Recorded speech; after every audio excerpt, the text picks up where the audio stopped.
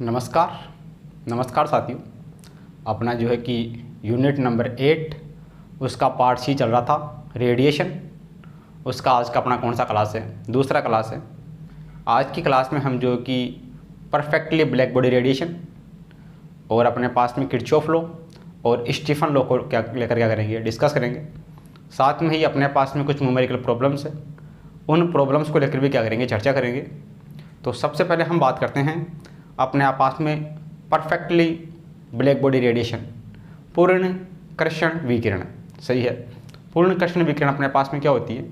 जब हम किसी भी सतह पर या किसी भी पृष्ठ पर या किसी भी मैटर पर जब कोई विकिरण आपतित करवाते हैं तो जो मैटर या धातु होती है वो पूरी की पूरी विकिरण को क्या कर लेती है, अवशोषित कर लेती है। उसे क्या कहते हैं? पूर्णतः कर्षणिका विकिरण कहते हैं। सही है। इसके लिए ऑब्जॉर्प्शन पावर ए होती है, ए का मान होता है 1। सही है। ट्रांसमिशन पावर और रिफ्लेक्शन पावर दोनों का मान 0 होता है और इमिशन पावर उसका मतलब उसका मान 1 होता है। सही है। 100% ऑब्जॉर्प्शन इसके अंदर होता है। सही है। तो देखना डेफिनेशन की लेकर हम बात करते हैं। तो डेफिनेशन अपने पास में है पूर्ण कर्षण पिंड यदि कोई पिंड यदि सभी तरंग दैर्ध्य की आपतित विकिरणों को अवशोषित कर लेती है, उसे क्या कहते हैं? पूर्ण कर्षण पिंड कहते हैं। इसके लिए ट्रांसमिशन 0 होता है, रिफ्लेक्शन भी 0 होता है और इमिशन पूरा का पूरा ये क्या करती है? अवशोषण करती है। एब्जॉर्प्शन पावर का मान 100% होता है। सही है। तो इसमें टी का मान 0, आर का मान 0, ए का मान क्या होता है? 1 होता है। किरचॉफ लॉ में अपने पास में क्या होता है? ऑब्जॉर्प्शन पावर यानी कि इमिशन पावर और ऑब्जॉर्प्शन पावर, इनका रेशियो अपने पास में क्या होता है? 1 होता है। सही है। यानी कि इमिशन, उत्सर्जन और अवशोषण, पहली अपने पास में कोई भी सतह है उसके लिए इमिशन और एब्जॉर्प्शन, दूसरी सतह के लिए इमिशन और ऑब्जॉर्प्शन। यानी कि अपने पास में कोई भी सरफेस है, यह सरफेस की शेप पर डिपेंड नहीं करता है। इसमें अपने पास में उत्सर्जन और अवशोषण जो पावर होती है उनका रेशियो जो होता है वो अपने पास में कितना होता है? 1 होता है। सही है। ये अपने पास में उत्सर्जन, ये अपने पास में अवशोषण। सही है। इसका रेशियो कितना होता है? 1 होता है। यहाँ पे अपने पास में ए का मान, ए अपने पास में कितना होता है? 1 होता है। ए यहाँ 1 रखेंगे तो ये अपने पास में आ जाएगा E/A इक्वल टू ई ए की जगह 1 रखेंगे तो अपने पास में बन जाएगा EA/E। सही है। यानी कि अपने पास में जो अच्छे अवशोषक अच्छे उत्सर्जक होते हैं या अच्छे उत्सर्जक अच्छे अवशोषक होते हैं। सही है। यानी कि ई और ए दोनों एक दूसरे के क्या होते हैं? समानुपाती होते हैं। अगर ई का मान बढ़ाते हैं तो ए का मान बढ़ता है, ई का मान कम करते हैं तो ए का मान भी कम होता है। सही है। तो किरचॉफ नियम क्या कहता है कि अच्छे अवशोषक ही अच्छे उत्सर्जक होते हैं। सही है। इसमें अपने पास में E/A लैम्डा इक्वल टू क्या होता है? E lambda. ये अपने पास में किसी तरंग दैर्ध्य के लिए बात करें तो ये अपने पास में E/A lambda equal to E lambda. सही है। ये अपने पास में हो गया किरचॉफ का नियम। सही है। तो इसमें किरचॉफ के नियम में क्या ध्यान रखना है कि अच्छे उत्सर्जक ही अच्छे अवशोषक होते हैं। ये क्या है? किरचॉफ का नियम। इसके अलावा अपने पास में आता है स्टीफन का नियम। ये अपने पास में इंपॉर्टेंट है, क्वेश्चन यहीं से बनते हैं। स्टीफन का नियम क्या कहते हैं? स्टीफन के नियम में अपने पास में जो ई होता है वो अपने पास में समानुपाती होता है T⁴ के। सही है। समानुपाती का चिन्ह हटाते हैं तो अपने पास में कांस्टेंट आता है, उसे कहते हैं सिग्मा T4। जो सिग्मा है वो क्या है? स्टीफन कांस्टेंट है, स्टीफन नियतांक।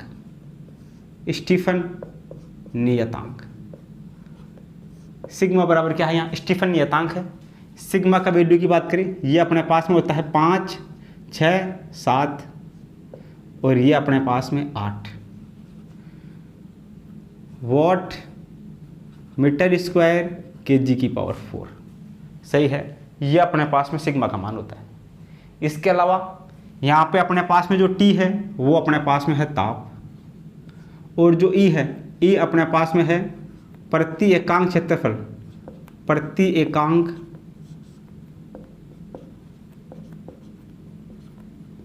एकांक क्षेत्रफल से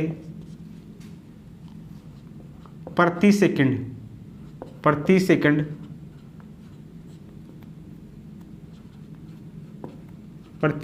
उत्सर्जित, प्रति एकांक क्षेत्रफल से प्रति सेकंड उत्सर्जित विकिरणों का परिमाण, ये अपने पास में का मान होता है। सही है। अब अपने पास में हम बात करें अपने पास में शक्ति विकिरण, विकिरण शक्ति की, विकिरण शक्ति, विकिरण शक्ति, विकिरण शक्ति के लिए अपने पास में क्या फॉर्मूला हो जाएगा, इसी फॉर्मूले को अगर ए से मल्टीप्लाई करवा दें, ये अपने पास में हो जाएगा विकिरण शक्ति P बराबर अपने पास में हो जाएगा सिग्मा T की पावर 4a, ये अपने पास में एरिया। सही है। ये अपने पास में होगा पावर, विकिरण शक्ति। आगे हम बात करें विकिरण ऊर्जा की, विकिरण ऊर्जा, ये अपने पास में Q बराबर क्या होगा, Q बराबर अपने पास में होगा P इंटू टी। सही है।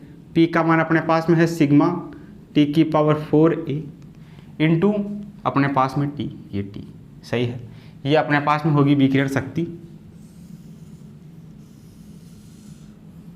और ये अपने पास में होगी विकिरण ऊर्जा। सही है। ये दोनों फॉर्मूले अपने पास में इंपॉर्टेंट है। सही है। आगे हम बात करें, आगे अपने पास में क्या हो जाएगा, आगे हम बात करें तो आगे अपने पास में इसी फॉर्मूले को P बराबर अपन क्या लिख सकते हैं, P बराबर अपन लिख सकते हैं सिग्मा T की पावर 4 सिग्मा A T की पावर 4 माइनस T नोट की पावर 4। सही है। ये अपने पास में शक्ति के लिए फॉर्मूला होगा। ये अपने पास में किसी चालक की के लिए ताप और ये अपने पास में होगा परिवेश का ताप। सही है। आगे हम बात करें, आगे हम बात करते हैं अपने पास में RH ऊष्मा हानि की दर, ऊष्मा हानि की दर, RH rate of heat loss, ऊष्मा हानि की दर, ये अपने पास में क्या होगी, ये अपने पास में होगी dQ/dt बराबर सिग्मा A T की पावर 4 माइनस T नोट की पावर 4। ये होगा अपने पास में फॉर्मूला। ठंडे होने की दर की हम बात करें, कूलिंग रेट की, ठंडे होने की दर, ठंडे होने की दर, ये अपने पास में होगी R कूलिंग रेट, ये अपने पास में होगी dQ/dt। Q बराबर अपने पास में होता है mc/dt, तो इसको क्या लिख सकते हैं, इसको ऐसे लिख सकते हैं d/dt। ये अपने पास में mc/d और ये t, ये होगा अपने पास बराबर, ये अपने पास में होगा A सिग्मा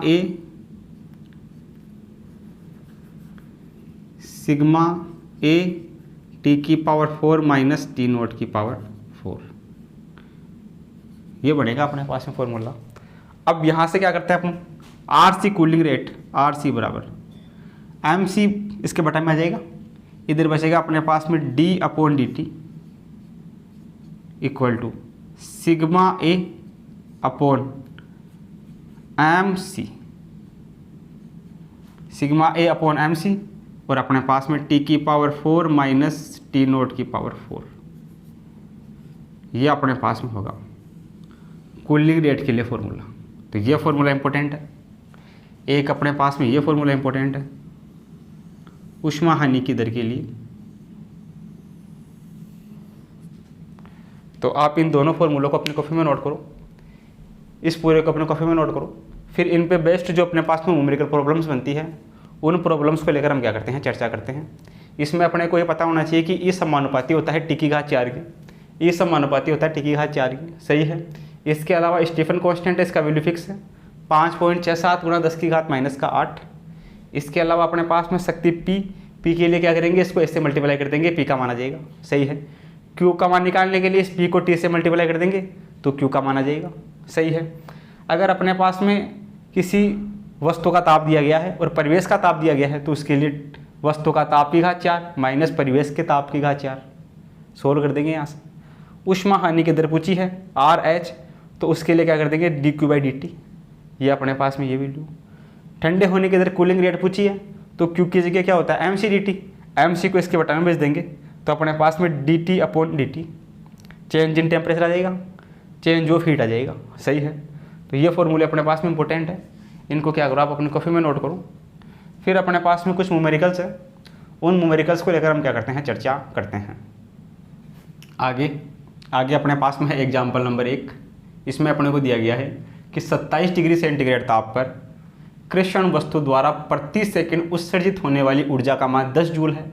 यदि कृष्ण वस्तु का ताप बढ़ाकर 327 डिग्री सेंटीग्रेड कर दिया जाए तो प्रति सेकंड उत्सर्जित होने वाली ऊर्जा ज्ञात कीजिए। सही है, तो स्टीफन का नियम इसमें बीच में आएगा। स्टीफन के नियम से अपने पास में क्वेश्चन सोल्व हो जाएगा। देखना स्टीफन का नियम अपने पास में क्या कहता है, स्टीफन के अनुसार सॉल्यूशन देखना। स्टीफन के अनुसार अपने पास में E ये बराबर होता है सिग्मा T की पावर 4। ये होता है अपने पास में E अपने पास में क्या है, प्रति सेकंड उत्सर्जित होने वाली ऊर्जा है। तो पहले ये बात कर रहा है 27 डिग्री सेंटीग्रेड पर, फिर बात कर रहा है ये 327 डिग्री सेंटीग्रेड पर। सही है, तो पहले अपने पास में देखना E1 अपने पास में समीकरण क्या बनेगा, E1 अपॉन E2 बराबर T1 की पावर 4 अपॉन T2 की पावर 4। ये बनेगा अपने पास में समीकरण 2 के लिए। दोनों में सिग्मा से सिग्मा कैंसिल हो जाएगा। तो पहले अपने को दे रखा है टेम्परेचर T1 है 27 degree centigrade, temperature T1 27 degree centigrade, ये इसको लिख सकते हैं 300 केल्विन, केल्विन में चेंज कर लेंगे इसको। दूसरा वाला टेम्परेचर T2 बराबर अपने पास में है 327 प्लस 273, ये अपने पास में जाएगा 400 केल्विन, 400 केल्विन। सही है, इसमें 273 जोड़ देंगे तो 300 आ जाएगा, इसमें 273 जोड़ देंगे तो 600 आ जाएगा। सही है, टेम्परेचर T1 हो गया और टेम्परेचर T2 हो गया। इसके अलावा अपने को दे रखी है जो पहले वाला है जो 27 डिग्री सेंटीग्रेड पर है, उसके लिए प्रति सेकंड उत्सर्जित होने वाली ऊर्जा E का मान दे रखा है, E1 का मान ये दे रखा है 10 जूल, और E2 का मान क्या करना है, ज्ञात करना है। सही है, ये सारी की सारी वैल्यू उठा के रख देते हैं और E2 का मान याद कर लेते हैं। देखना क्या होगा अपने पास में E2 का मान, E1 का मान अपने पास में है 10, E2 का मान अपने को याद करना है बराबर T1 का मान है 300 बटा T2 का मान कितना है 600, और एक साथ कर देते हैं इसकी घात 4। सही है, इसकी घात भी 4, इसकी घात भी 4, तो दोनों की एक साथ पावर कर दी 4। देखना यहाँ से ये बन जाएगा 10 अपॉन E2 बराबर, ये कटेगा 300 दूना 400, 1/2 जाएगा ये, 1/2 की घात 4, या यहाँ से 10 बटा E2 बराबर 1/2 की घात 4 का मतलब 16, तो ये अपने पास में हो गया 16। E2 याद करना है तो E2 इस तरफ मल्टीप्लाई होगा, 16 इस तरफ मल्टीप्लाई होगा, तो यहाँ से अपने पास में E2 बराबर कितना होगा 10 गुणा 16 160 जूल। तो अपने पास में जो 327 डिग्री सेंटीग्रेड पर प्रति सेकंड उत्सर्जित होने वाली ऊर्जा का मान है वो होगा 160 जूल। 160 जूल कौन से ऑप्शन में है, ये ऑप्शन नंबर 4 में है। सही है, तो स्टीफन लॉ से इसको सिंपली सोल्व कर देंगे। सही है, दोनों में सिग्मा आएगा, यहाँ सिग्मा से सिग्मा कट जाएगा। आगे अपने पास में एग्जाम्पल नंबर 2, इसमें दिया गया है कि एक कर्षण वस्तु को 27 डिग्री सेंटीग्रेड पर तथा 927 डिग्री सेंटीग्रेड ताप पर उत्सर्जित विकिरण ऊर्जाओं का अनुपात क्या होगा, यानी कि E1 और E2 का अनुपात पूछा है। तो अपने पास में वही सॉल्यूशन, वो स्टीफन के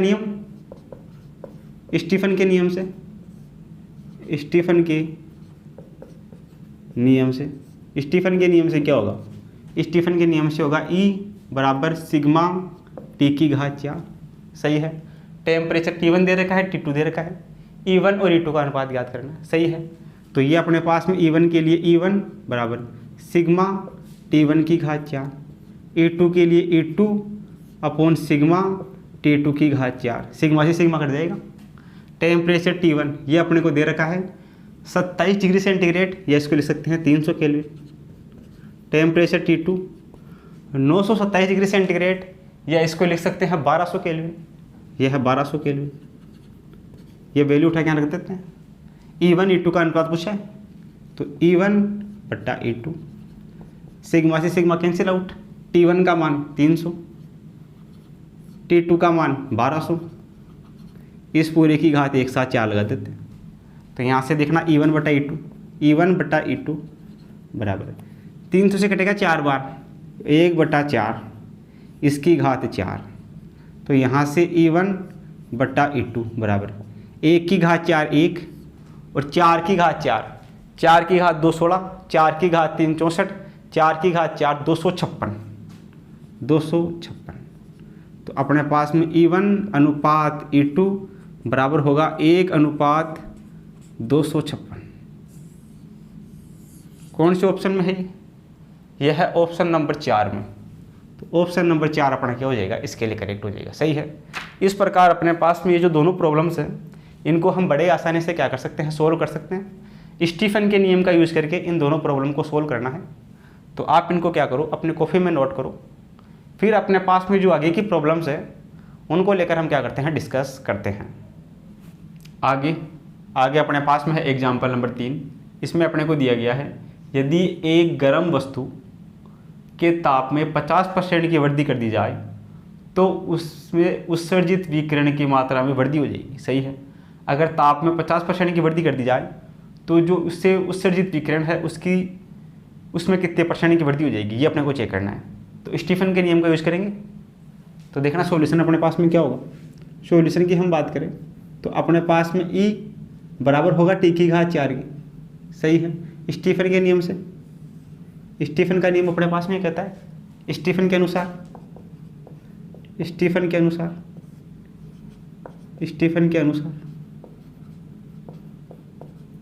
अगर ताप में 50% की वृद्धि कर दी जाए तो E के मान में कितना चेंज हो जाएगा, वो अपने को चेक करना है।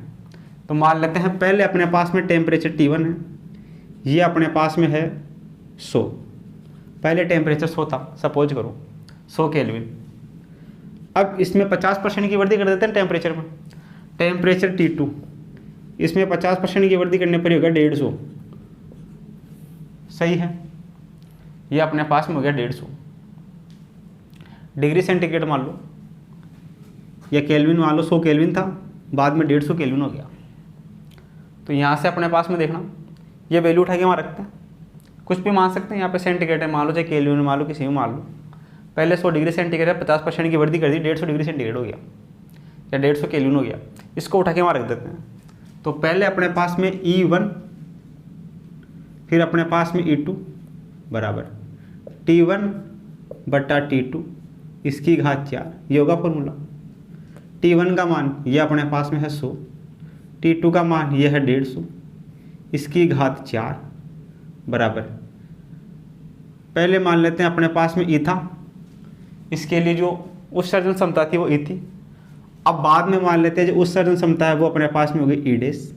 अपने को E डैश चेक करना है कि उत्सर्जन क्षमता में कितना फर्क पड़ेगा, कितने परसेंट की वृद्धि हो जाएगी। E डैश का मान याद करना है। तो यहाँ से देखना E अपॉन E डैश बराबर, ये कटेगा 50 से 2 बार ऊपर नीचे 3 बार, इसकी घात 4। तो ये बनेगा अपने पास में E अपॉन E डैश बराबर 2 की घात 4, 4 8 16, ये बनेगा 16 बटा 3 की घात 4, 3 3 9 9 27 27 81, ये बनेगा 81। तो यहाँ से अपने पास में E डैश ये बराबर कितना हो जाएगा, ये अपने पास में हो जाएगा E डैश इस तरफ आएगा, इस तरफ जाएगा, उल्टा हो जाएगा। ये हो जाएगा 81 बटा 16 गुणा E। तो यहाँ से अपने पास में E डैश बराबर कितना होगा, 16 पंजे 80, 16 पंजे 80 यानी कि 5E। सही है। पहले अपने पास में E1 का मान E था, E2 का मान अपने पास में हो गया 5, यानी इसका 5 गुना हो गया। 5 गुना होने का मतलब इस वाले मान में 400% की वृद्धि होगी। जो E था, E में 400% की वृद्धि होगी तब कितना बनेगा, 5E बनेगा। सही है। E में 400% की वृद्धि होगी, 100% की वृद्धि होने पे 200 हो जाएगा, 300% की वृद्धि होने पे 300 हो जाएगा। 100% की इसमें वृद्धि होगी तो ये बनेगा 200, 2E। 200% की वृद्धि बनेगा 3E, 300% की वृद्धि बनेगा 4E और 400% की वृद्धि बनेगा 5E। तो इसमें वृद्धि कितनी होगी, ये होगी 500 यानी 400% की वृद्धि होगी। वृद्धि कितनी होगी, वृद्धि 400%। 400% कौन से ऑप्शन में है, ये पहले ऑप्शन में। तो 400 अपना इसके लिए करेक्ट हो जाएगा। सही है। पहले इसका वैल्यू E था, इससे कितना हो गया, 5E हो गया। 5p होने का मतलब कितना हो गया, 400% की इसमें वृद्धि हो गई। तो ऑप्शन नंबर 4 इसका करेक्ट हो जाएगा। आगे देखो एग्जाम्पल नंबर 4, एक ही पदार्थ के बने हुए दो गोले हैं जिनकी त्रिज्या दे रखी है 4 मीटर और 1 मीटर, तापमान दे रखे हैं दोनों के 2000 और 4000, इनके द्वारा प्रति सेकंड उत्सर्जित विकिरणों का अनुपात ज्ञात करना, E1 और E2 का अनुपात ज्ञात करना। तो वो स्टीफन का नियम, सॉल्यूशन देखना। स्टीफन के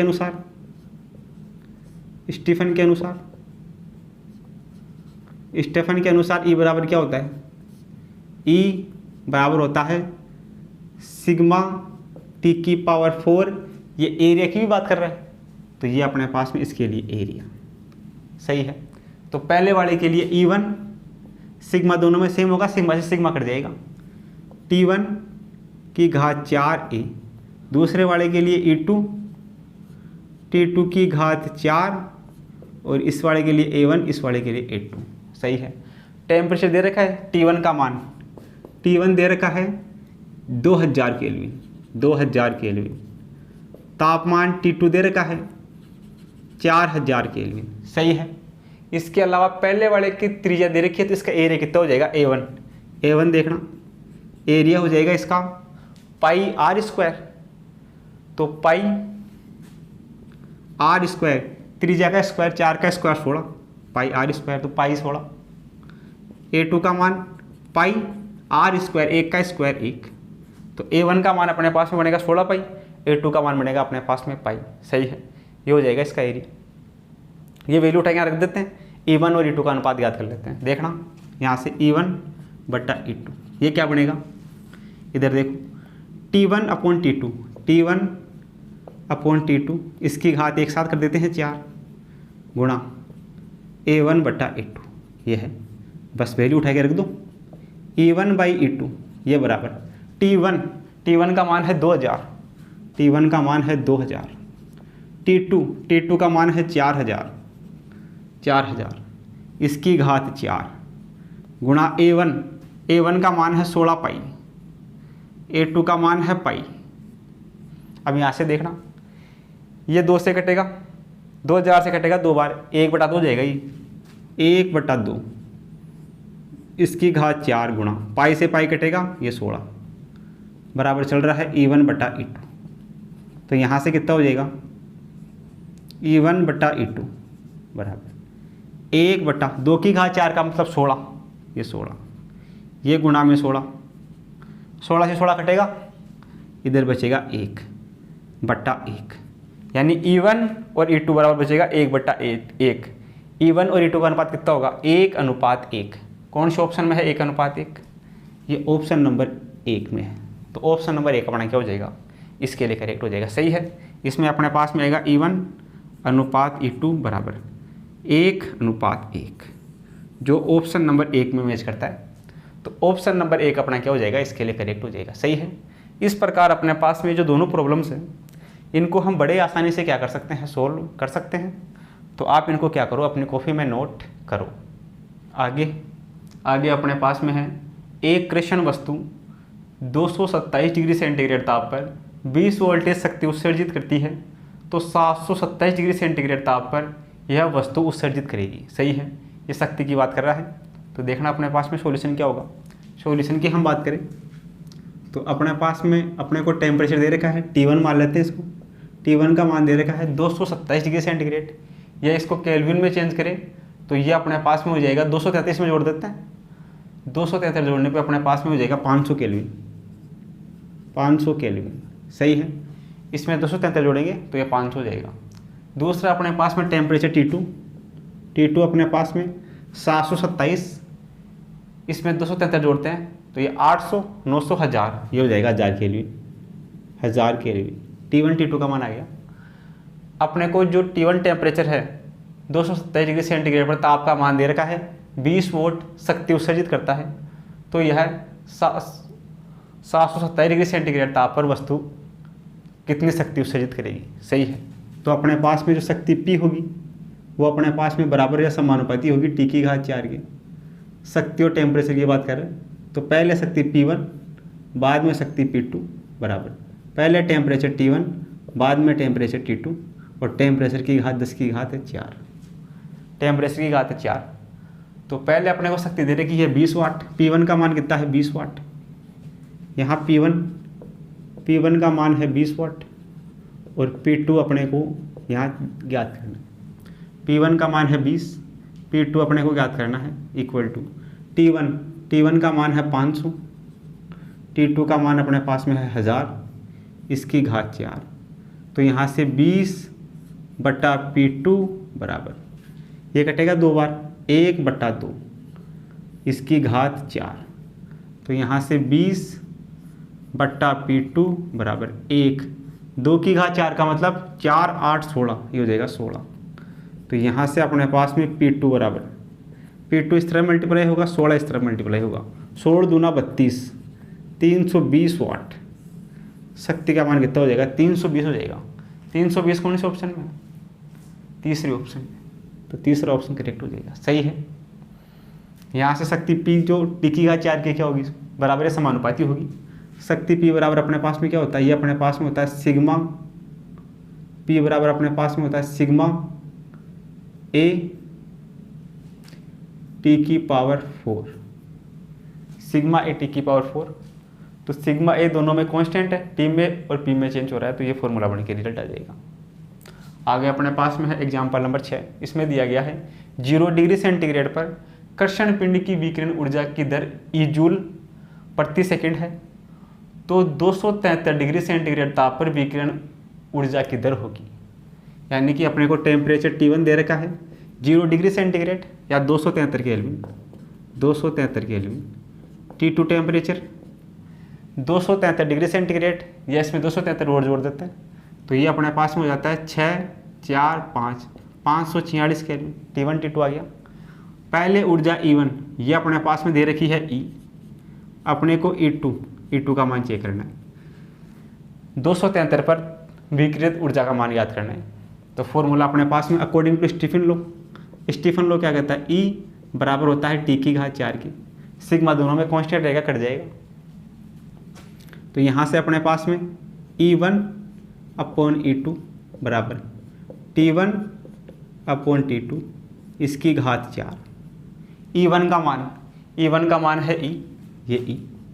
E2 अपने को ज्ञात करना है बराबर T1 का मान 273, T2 का मान 546, इसकी घात 4। तो E/E2 बराबर, ये कटेगा 1/2, इसकी घात 4। तो यहाँ से E/E2 बराबर 1 की घात 4 का मतलब 1, 2 की घात 4 मतलब 16, ये हो जाएगा 16। अपने को ज्ञात करना है E2 इस तरह मल्टीप्लाई होगा, 16 इस तरह मल्टीप्लाई होगा। तो यहाँ से अपने पास में E2 बराबर कितना हो जाएगा, E2 बराबर 16 को इधर गुणा करवा दूँ, 16E। तो जो विकिरणित ऊर्जा की दर है वो पहले वाली की 16 गुना हो जाएगी। E2 का मान हो जाएगा 16E। कौन से ऑप्शन में है 16E? ऑप्शन नंबर 1 में है। तो ऑप्शन नंबर 1 अपना क्या हो जाएगा, इसके लिए करेक्ट हो जाएगा, सही है। जो सारे के सारे अपने पास में न्यूमेरिकल है वो स्टीफन लॉ पे डिपेंडेंट है, स्टीफन लॉ पे आधारित है। उसी से अपने पास में क्या हो रही है, सारी कैलकुलेशन हो रही है। तो आप इनको क्या करो, कॉपी में नोट करो। आगे अपने पास में है एग्जाम्पल नंबर 7। इसमें अपने को दिया गया है कि एक कृष्ण वस्तु का ताप 300 केल्विन है, इससे उत्सर्जित ऊर्जा की दर समानुपाती होगी। तो ऊर्जा की जो दर होती है वो ताप की 4 की घात के समानुपाती होती है स्टीफन के नियम के अनुसार, सही है। तो सॉल्यूशन क्या हो जाएगा, स्टीफन के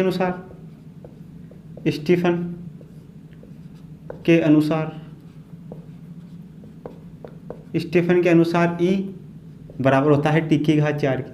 तो ऊर्जा E की बात कर रहा है, टेम्परेचर है 300, ये बराबर हो जाएगा 300 की घात 4 के, सही है। तो उत्सर्जित ऊर्जा की जो दर है वो 300 की घात 4 के क्या होगी, बराबर होगी या समानुपाती होगी, सही है। ये इसके समानुपाती ऐसे लगा देते हैं यहाँ, ये इसके समानुपाती होगी, ये समानुपाती T की पावर 4। तो 300 की 4 कौन सी ऑप्शन में है, 300 की पावर 4 चौथे ऑप्शन में है। जो चौथा ऑप्शन इसके लिए करेक्ट हो जाएगा, सही है। आगे 8वां एग्जाम्पल है, समान द्रव्यमान है, समान त्रिज्या है, समान धातु के बने हुए हैं, 2 गोले, धातु के एक गोला है और एक चक्ति है। एक गोला और एक चक्ति है जिनका द्रव्यमान समान, त्रिज्या भी समान और समान ही धातु के बने हुए हैं। के प्रारंभिक ताप भी समान है, एक ही परिवेश में रखे हुए हैं, तो शीतलन की दरों का अनुपात ज्ञात करना है। सही है। तो शीतलन की दरों का अनुपात की बात करें तो सॉल्यूशन अपने पास में क्या होगा, जो अपने पास में शीतलन की दर होगी उनका रेशियो अपने को फाइंड करना है। सही है। तो ये अपने पास में क्या होगा, एक ही परिवेश में रखे हुए हैं, तो शीतलन की दर ये अपने पास में RC कूलिंग रेट पूछी है। ये अपने पास में फॉर्मूला क्या होता है, dt/dt बराबर, ये अपने पास में बनता है sigma A mc T⁴ minus T⁴। ये अपने पास में फॉर्मूला बनता है। इसमें त्रिज्या समान, मास समान, सब चीज़ें समान दे रखी है। तो इसके लिए अपने पास में जो शीतलन की दर है वो अपने पास में क्या हो जाएगी, तो इसका मास समान है, सिग्मा सेम है, सेम परिवेश में रखे हुए हैं। पहले वाले का एरिया क्या होगा, गोले का क्षेत्रफल A1, पहले गोले की बात करते हैं, तो गोले का एरिया जो होगा वो होगा 4πr²। गोले का एरिया होगा 4πr²। उसके अलावा अपने पास में चक्ति का एरिया, इसको मान लेते हैं A2। ये अपने पास में चक्ति के लिए कितना होता है क्षेत्रफल, ये होगा 2πr²। सही है। तो यहाँ से अपने को कूलिंग रेट की दरों का अनुपात पूछे, तो अपने पास में RC पहले वाले के लिए, RC दूसरे वाले के लिए, कूलिंग रेट RC फर्स्ट और RC सेकंड, ये अपने पास में क्या हो जाएगा अनुपात। पहले वाले के लिए अपने पास में ये सारी चीज़ें सेम होगी, द्रव्यमान भी समान है, सिग्मा का मान सेम होता ही है, समान धातु के बने हुए हैं, और ये अपने पास में इसके लिए जो परिवेश टेम्परेचर है वो भी अपने पास में समान है, प्रारंभिक ताप समान है, एक ही परिवेश का मान भी समान है, ये सारी वैल्यू कौन समान है। तो अपने पास में क्या बनेगा, RC1/RC2 बराबर A1/A2, ये बनेगा अपने पास में। सही है। शीतलन की दर पूछी है, कूलिंग रेट। तो यहाँ से अपने पास में RC1/RC2, A1 का मान कितना है 4πr², A2 का मान 2πr², πr² से πr² घटेगा, ये घटेगा 2 से 2 बार, तो 2/1 हो जाएगा, ये हो जाएगा 2/1, यानी कि कूलिंग रेट RC1/RC2 ये हो जाएगा 2:1। कौन से ऑप्शन में है 2:1, ये अपने पास में चौथे ऑप्शन में। तो ऑप्शन नंबर डी अपना क्या हो जाएगा, इसके लिए करेक्ट हो जाएगा। सही है। इस प्रकार अपने पास में जो प्रॉब्लम है इसको सोल्व कर सकते हैं। सही है। इसमें सभी वैल्यू सेम है, कांस्टेंट है, सारी की सारी वैल्यू समान है, केवल और केवल अपने पास में एरिया इसके लिए अलग होगा, चक्ति के लिए, गोले के लिए एरिया अलग होगा। एरिया में भी त्रिज्या का मान समान दे रखा है, तो ये त्रिज्या से त्रिज्या कट जाएगी, इधर बचेगा 4, इधर बचेगा 2, तो 4/2 का मतलब 2/1 हो गया, तो 2:1 हो गया अपने पास में शीतलन की दरों का अनुपात। तो इन दोनों को क्या करो, अपनी कॉपी में नोट करो, फिर जो आगे की प्रॉब्लम्स हैं उनको लेकर हम क्या करते हैं, चर्चा करते हैं। आगे अपने पास में है एग्जाम्पल नंबर 9। इसमें अपने को दिया गया है किसी कर्षण पिंड से ऊष्मा विकिरण की दर E वोल्ट पर मीटर स्क्वायर है। यदि इसका उच्च ताप T केल्विन है, जब ताप को T/2 केल्विन किया जाता है तो ऊष्मा विकिरण की दर क्या होगी, तो वही अपने पास में अकॉर्डिंग टू स्टीफन लॉ। सही है। देखना सॉल्यूशन, स्टीफन लॉ के अनुसार, स्टीफन के नियम से E बराबर अपने पास में होगा T⁴, तो 2 के लिए E1/E2 बराबर T1/T2 इस पूरे की घात 4, इसे रख देते हैं। पहले टेम्परेचर दे रखा है अपने को T1, ये अपने पास में है T केल्विन।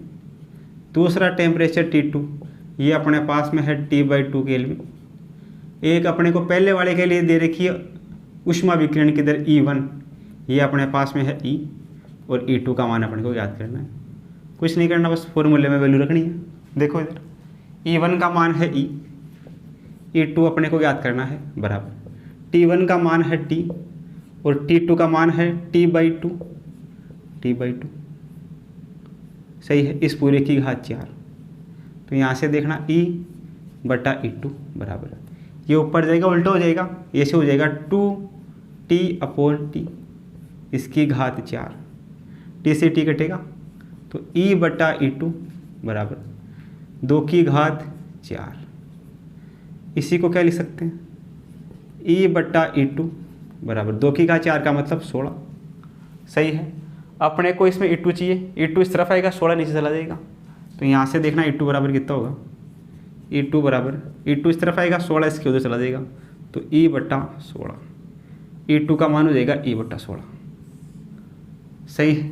ये अपने पास में कौन से ऑप्शन में है, ई टू बराबर ई बटा 16, ये पहले ऑप्शन में है, तो ऑप्शन नंबर 1 करेक्ट हो जाएगा। सही है।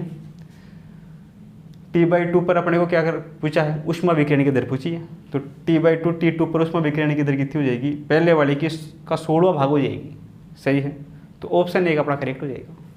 आगे अपने पास में एग्जाम्पल नंबर 10, इसमें दिया गया है कि एक गोला है, उसका ताप 600 केल्विन है एवं इसे 200 केल्विन ताप वाले परिवेश में रखा गया है, यानी T का मान तो 600 है और T नोट का मान कितना है, 200 है। इसमें शीतलन की दर दे रखी है, H है।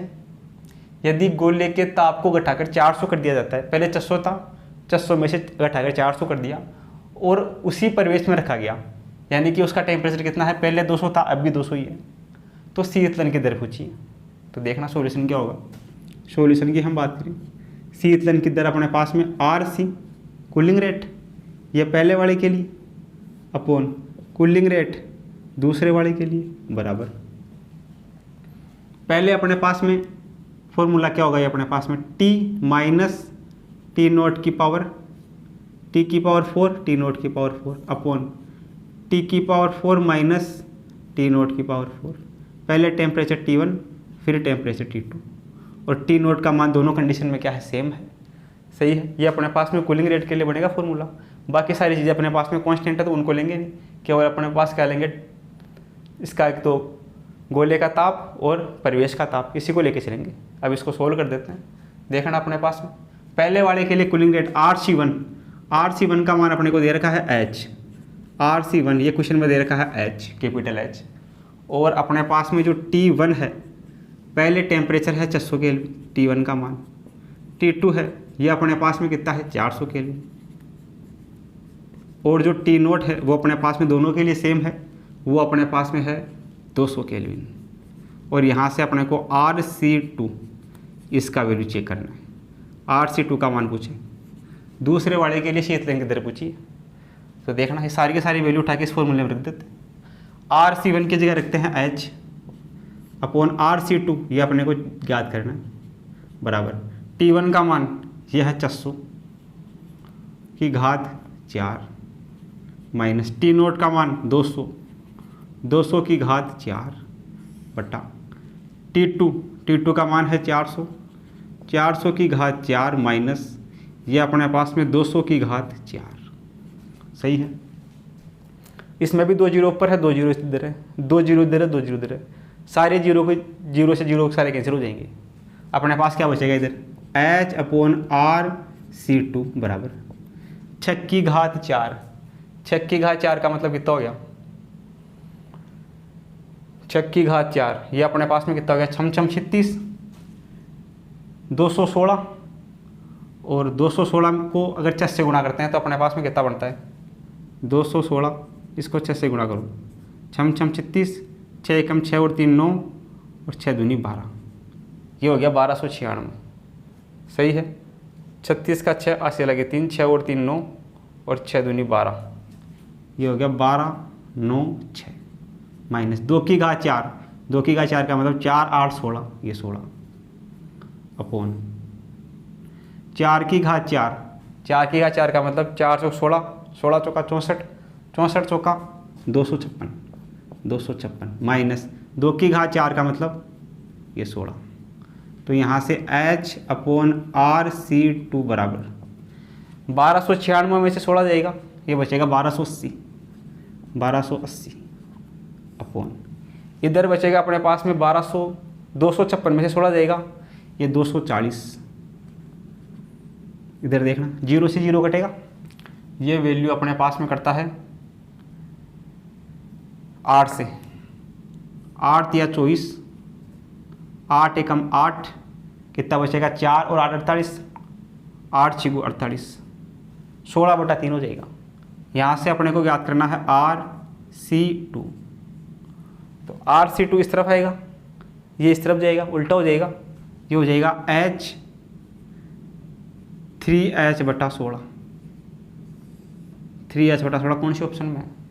ये है ऑप्शन नंबर 1 में, तो ऑप्शन नंबर 1 अपना इसके लिए करेक्ट हो जाएगा, सही है। इसके बराबर ये होगा, RC2 चाहिए अपने को, RC2 को इस तरफ भेजते हैं, ये इस तरफ आएगा, उल्टा हो जाएगा, ये हो जाएगा 3/16 और RC2। तो दूसरे वाले के लिए अपने पास में जो कूलिंग रेट होगी, शीतलन की दर होगी, वो होगी 3H/16, जो ऑप्शन नंबर 1 में मैच करता है। तो ऑप्शन नंबर 1 अपना क्या हो जाएगा, इसके लिए करेक्ट हो जाएगा, सही है। इस प्रकार अपने पास में ये जो क्वेश्चन है, इनको हम बड़े आसानी से क्या कर सकते हैं, सोल्व कर सकते हैं। तो आप इनको क्या करो, अपनी कॉपी में नोट करो। आगे अपने पास में है एग्जाम्पल नंबर 11। इसमें अपने को दिया गया है, निम्न में से कौन सा नियम बताता है कि अच्छे अवशोषक अच्छे उत्सर्जक होते हैं। तो किरचॉफ का नियम ये कहता है कि अच्छे अवशोषक अच्छे उत्सर्जक होते हैं, ई और ए दोनों क्या होते हैं, बराबर होते हैं, या ई और ए का अनुपात 1 होता है। तो ये कौन सा नियम बताता है, किरचॉफ का नियम बताता है। ऑप्शन नंबर 2 अपना इसके लिए क्या हो जाएगा, करेक्ट हो जाएगा, सही है। आगे अपने पास में है एग्जाम्पल नंबर 12। इसमें दिया गया है कि 127 डिग्री सेंटीग्रेड ताप वाली किसी कृष्णिका के तल से 1 × 10⁶ जूल प्रति सेकंड पर मीटर स्क्वायर की दर से ऊर्जा का उत्सर्जन हो रहा है। कृष्णिका का ताप जिस पर उसकी ऊर्जा उत्सर्जन की दर 16 × 10⁶ जूल पर सेमी स्क्वायर हो, सही है। ये अपने को चेक करना है। तो देखना सॉल्यूशन क्या होगा। सॉल्यूशन की हम बात करें तो पहले अपने पास टेम्परेचर दे रखा है, तापमान T1 127 डिग्री सेंटीग्रेड, ये इसको केल्विन में चेंज करें तो ये 400 केल्विन, 400 केल्विन T1 का मान। T2 अपने पास में टेम्परेचर अपने को ज्ञात करना है। इसके अलावा अपने को दे रखा है कृष्णिका के तल से 1 × 10⁶ जूल प्रति सेकंड मीटर स्क्वायर की दर से ऊर्जा का उत्सर्जन होता है। उत्सर्जन की दर दे रखी है E बराबर, E1 का मान दे रखा है 1 × 10⁶, और दूसरे वाले के लिए E2 का मान दे रखा है 16 × 10⁶। अपने को T2 ज्ञात करना है, तो फॉर्मूला क्या होगा, E1/E2 स्टीफन के नियम से, T1/T2 इसकी पावर 4, ये बनेगा अपने पास। तो यहाँ से देखना E1 का मान है 1 × 10⁶, E2 का मान 16 × 10⁶ बराबर, T1 का मान 400, T2 ज्ञात करना है, इसकी पावर 4। 10⁶ से 10⁶ घटेगा, ये पावर 4 इधर आएगी, तो ये कितना हो जाएगा 1/16 इसकी घात 1/4 बराबर 400/T2।